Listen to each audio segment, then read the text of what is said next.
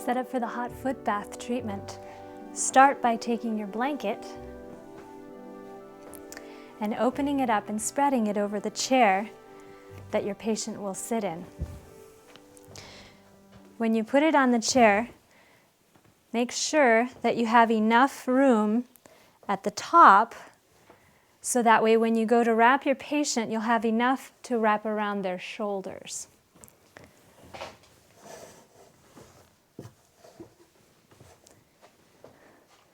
Then you want to take your sheet, and you'll want to use a full-size sheet because the twin sheet is usually not big enough unless you're doing a small child.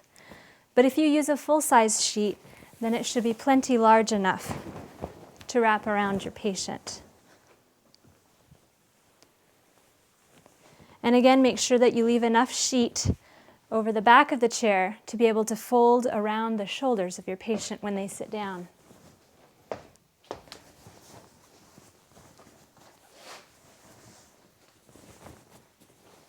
You also want enough down underneath so that way when the hot water is here, it's not going to escape underneath the chair. Then take your floor mat, put that on the floor in front of the chair.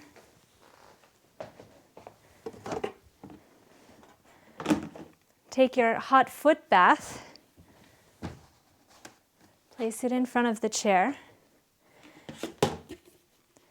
Then you want to fill your basin with ice water with your 2 washcloths, and then fill the hot foot bath with hot water in preparation for the patient.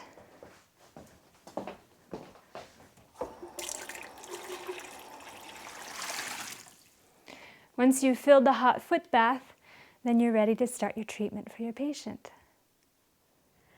Mariah is going to be my patient for the hot foot bath. So Mariah, if I would have you sit down here on the chair. And before Mariah puts her feet into the water, I want her to check it with her toes or her heel to be sure that it's not too hot. Is it okay? Mm-hmm. All right, go ahead and put your feet in. The next thing we need to do is wrap her with the sheet. We want to be sure that the sheet goes all the way around the water bucket.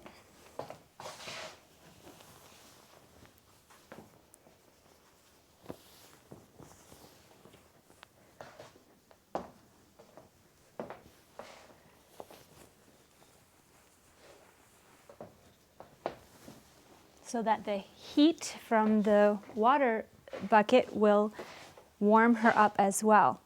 Now at this point, I use the hand towel and I fold it in 3 so it makes a good collar around her neck for when she starts sweating, and it will also protect the blanket from getting sweaty.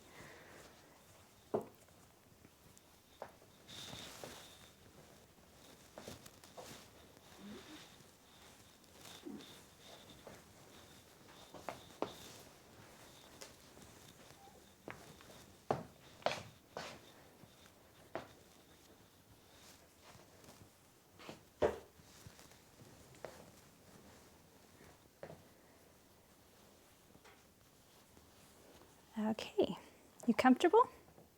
Yeah. Very good. Now at this point, you could add another blanket if the house is cooler, or if the house is very warm already, 1 blanket may be sufficient. If you have a wool blanket, that's best. But we just have this quilt for today, and this will be plenty warm enough. Now there are several things we need to make sure that we watch while she is warming up. The first thing is to be sure that the hot foot bath stays hot enough.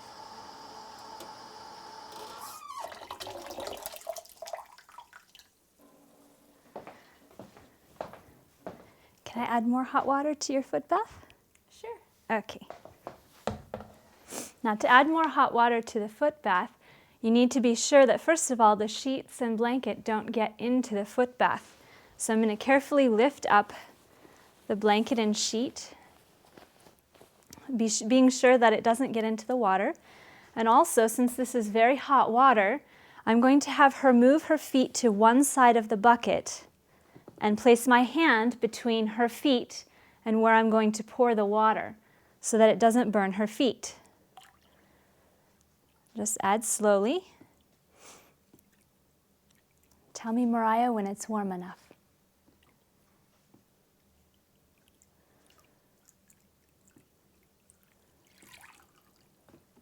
That's good. That's good? Okay. And I'm just going to carefully cover it again.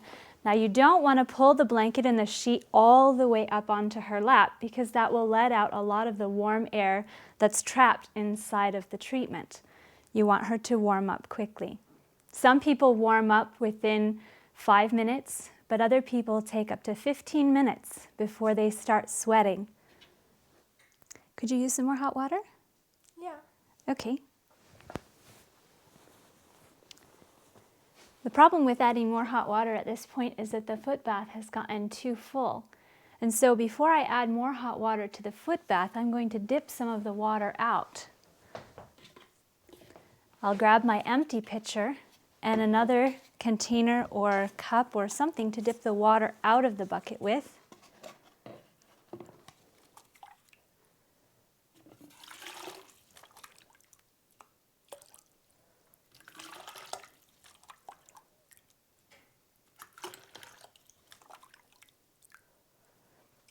And when the water level is down far enough, then I can dispense with this water and get some new hot water.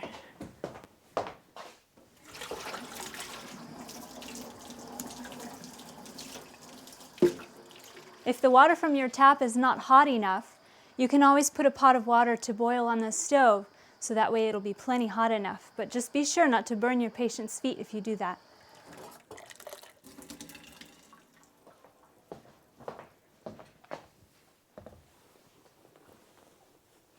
Okay, would you move your feet over?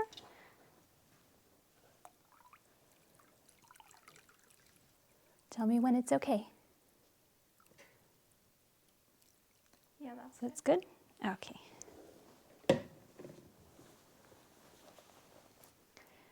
How are you doing, Mariah? I'm very sweaty.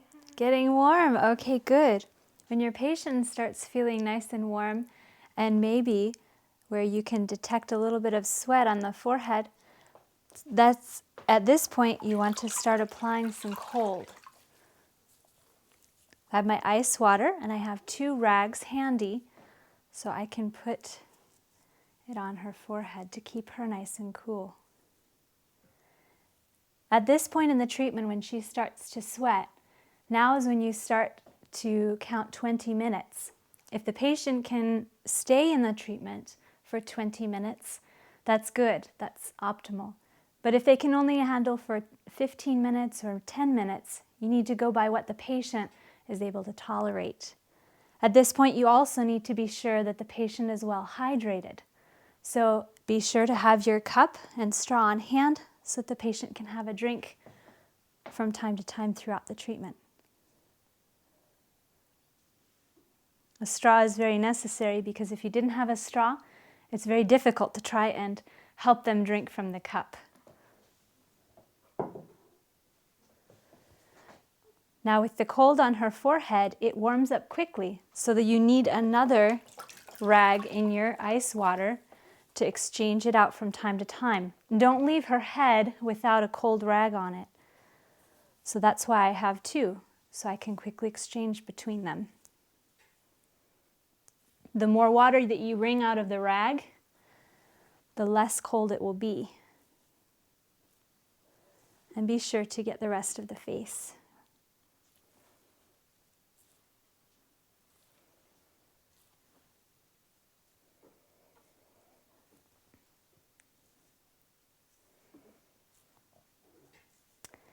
Patting the face often feels better than trying to rub it, because she's going to be hot and tacky, and rubbing can just make the sensitive face more sensitive.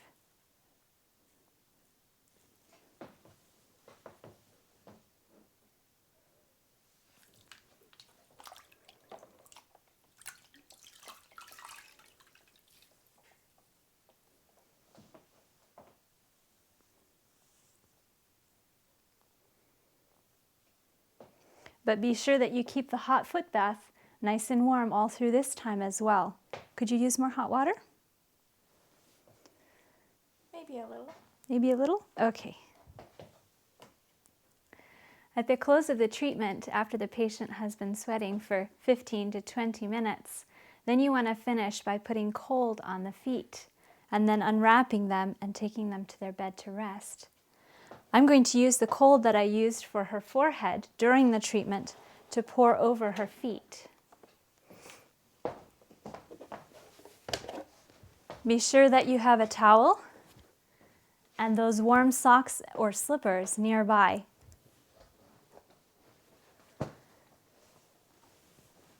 I'm going to uncover her feet, but I'm not going to fully uncover her because she's sweaty underneath, and if the cold air hits her for too long of a period of time, she could get chilled, and we don't want her to get chilled.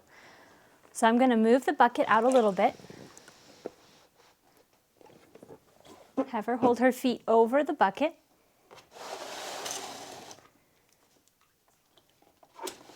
take my cold water, I'm going to pour it over top of her feet. Okay, have you point your toes up toward the ceiling and then to the bottom of her feet. And then before she has a chance to place her feet down, I'm going to move this out of the way.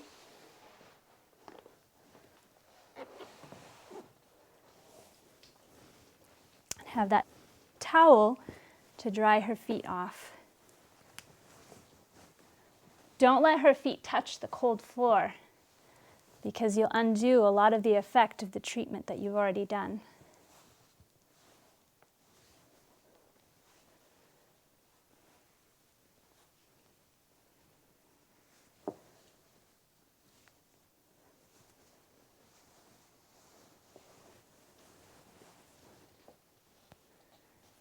Put the socks on her feet.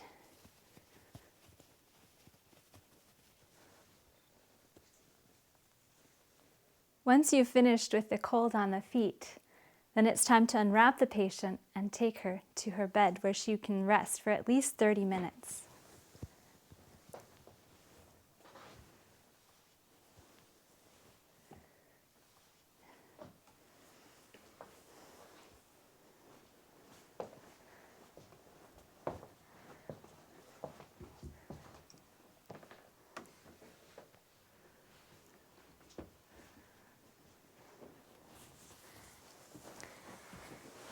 Go ahead and crawl up there on the bed.